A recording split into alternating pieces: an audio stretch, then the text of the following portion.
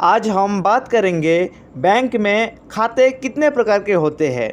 Bank में कितने प्रकार के खाते खुले जाते हैं। हम सभी के बैंक में अकाउंट होते हैं, लेकिन क्या आपको पता है बैंक अकाउंट भी कई तरह के होते हैं। उन सभी अकाउंट के अलग अलग उपयोग होते हैं।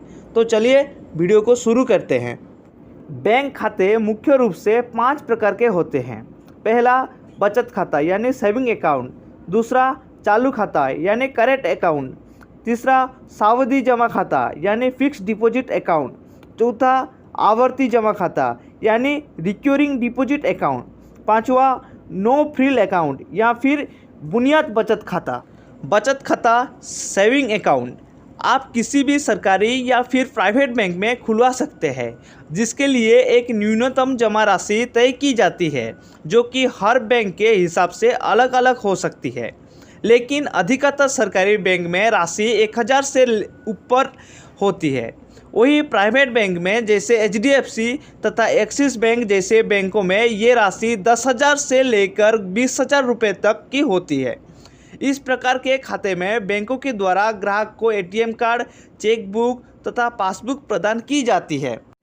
सेविंग अकाउंट में पैसा किसी भी समय निकाला तथा जमा किया जा सकता है। पैसा निकालने के लिए ग्राहक ATM या फिर विड्रॉ फॉर्म का उपयोग करके पैसे को निकाल सकते हैं। सेविंग बैंक अकाउंट में नेट बैंकिंग का भी एक्सेस दिया जाता है, जिससे कि बैंकों में बढ़ने वाली भीड़ को रोका जा सके तथा ग्राहक के समय की बचत की जा सके। सेविंग अकाउंट में बैंक द्वारा ब्याज भी दिया जाता है, जो कि हर बैंक के हिसाब से अलग अलग होता है। बैंक के नए नियमों के अनुसार प्रत्येक ग्राहक को अपने खाते में एक मिनिमम अमाउंट रखना होता है। अगर बैलेंस मिनिमम अकाउंट से कम होता है तो बैंकों द्वारा ग्राहक से कुछ अमाउंट पेनल्टी के रूप में वसूल किया जाता है। सेविंग अकाउंट पर कम ब्याज मिलता है।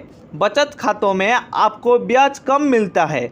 बचत खातों में ब्याज दर 3% से 5% या फिर अलग अलग बैंकों के हिसाब से अलग अलग दर हो सकती है। सेविंग अकाउंट में ट्रांजैक्शन की लिमिट तय होती है। उस लिमिट से ज़्यादा ट्रांजैक्शन एक दिन में नहीं किए जा सकते। बचत खाता में कैश निकालने पर भी लिमिट होते हैं, जैसे कि ATM के द्वारा एक दिन में 49,000 रुपये से ज़्यादा कैश नहीं निकाला जा सकता तथा बैंक से भी कैश की निकालने के लिए लिमिट तय होती है। चालू खाता या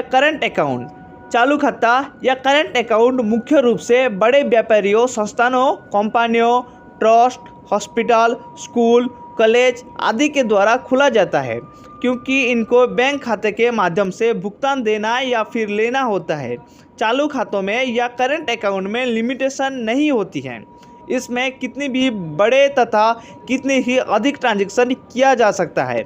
व्यापारी वर्ग या फिर कंपनी या फिर संस्थानों को दिन में कई बार ट्रांजैक्शन करने होते हैं, इसलिए चालू खाता या करंट अकाउंट इन लोगों के लिए उपयोग होते हैं। चालू खातों पर बैंक ग्राहक को जमा राशि पर कोई ब्याज नहीं देते, बल्कि हर साल ग्राहक से चालू खाता करंट अकाउंट के सर्विस चार्ज के रूप में कुछ पैसा लेते हैं। चालू खाता या करंट अकाउंट में बैंकों की ओर से ओवरड्राफ्ट की सुविधा भी दी जाती है। ओवरड्राफ्ट का मतलब होता है जमा राशि से अधिक पैसा निकालने की सुविधा भी दी जाती है। सावधि जमा खाता या मियादी अकाउंट, फिक्स डिपॉजिट अकाउंट और टर्म अकाउंट। सावधि जमा खाता या फिर FD अकाउंट उन लोगों के लिए उपयोगी होता है जिनके पास अधिक धन है, लेकिन वो शेयर बाजार या फिर किसी अन्य जगह उस धन को निवेश करना नहीं चाहते हैं और वो एक सुरक्षित विकल्प तलाशते हैं, तो उनके लिए सावधि जमा खाता या FD एक अच्छा विकल्प है। जैसे कि आपने सेविंग अकाउंट के बारे में सुना, कभी भी पैसा जमा कर सकते हैं तथा निकाल सकते हैं, लेकिन सावधि जमा खातों में पैसा एक निश्चित समय के लिए जमा होता है, जिसमें समय 1 साल से 10 साल तक हो सकता है।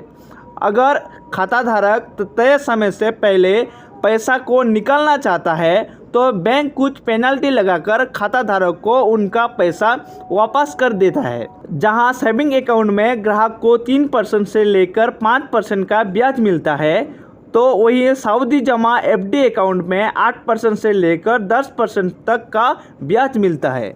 आवर्ती जमा खाता रिकरिंग डिपॉजिट अकाउंट। आवर्ती जमा खाता हर व्यक्ति की अलग अलग ज़रूरतों को देखते हुए अलग अलग खाते बनाए गए हैं।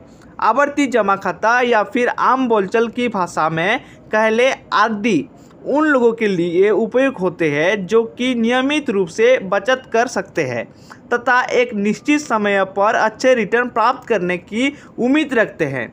आवर्ती जमा खाता या आरडी खोलते समय निश्चित समय अवधि के लिए जैसे 1 साल या फिर 5 साल तक हर महीने या फिर हर 3 महीने या हर 6 महीने या फिर हर 1 साल में एक बार अपने अकाउंट में एक निश्चित राशि जमा करनी होती है तथा जमाकर्ता की समय अवधि पूरी हो जाती है और आरडी परिपक्व हो जाती है तो बैंक जमा राशि पर ब्याज सहित पूरी राशि ग्राहक को लौटा देता है। आवर्ती जमा खातों में ब्याज दर सेविंग अकाउंट से ज़्यादा लेकिन सावधि जमा अकाउंट की दर से कम होते हैं। बुनियादी बचत खाता। आपने जीरो बैलेंस खाता तो ज़रूर सुना होगा। नोटबंदी के बाद से इन अकाउंट को भारी मात्रा में खुला गया। सरकार के आदेश के बाद सरकारी बैंकों के साथ साथ प्राइवेट बैंकों को भी जीरो बैलेंस खाता खोलने के लिए बाध्य किया गया। जीरो बैलेंस खातों को ही बुनियादी बचत खाता या फिर नो फ्रिल खाता भी कहा जाता है। इस तरह के खाते की शुरुआत रिजर्व बैंक ने सन 2005 में की थी, जो कि समाज के गरीब, वंचित तथा पिछड़े लोगों को बैंकिंग सिस्टम से जोड़ने की एक पहल थी। क्योंकि सेविंग अकाउंट में एक न्यूनतम जमा राशि तथा मिनिमम बैलेंस मेंटेन करना होता है, लेकिन इस वर्ग के लोग इसमें सक्षम नहीं होते हैं, जिसको देखते हुए रिजर्व बैंक में जीरो बैलेंस खातों का चलन शुरू किया। इसमें खाताधारक को न्यूनतम बैलेंस रखने की बाध्यता से मुक्त रखा जाता है। जीरो बैलेंस खाते की मुख्य बातें हैं ये है कि इस तरह के खाते में खाता ना चलने की वजह से कोई शुल्क नहीं लगाया जा सकता। इसमें एक महीने में अधिकतम 4 बार पैसा निकाल सकते हैं। इसमें फ्री एटीएम ट्रांजैक्शन भी शामिल होते हैं। आई होप आपको वीडियो अच्छा लगा होगा। अगर अच्छा लगा है तो लाइक कीजिए, शेयर कीजिए और सब्सक्राइब करना मत भूलिए। तब तक के लिए आप सभी को मेरे तरफ से जय हिंद।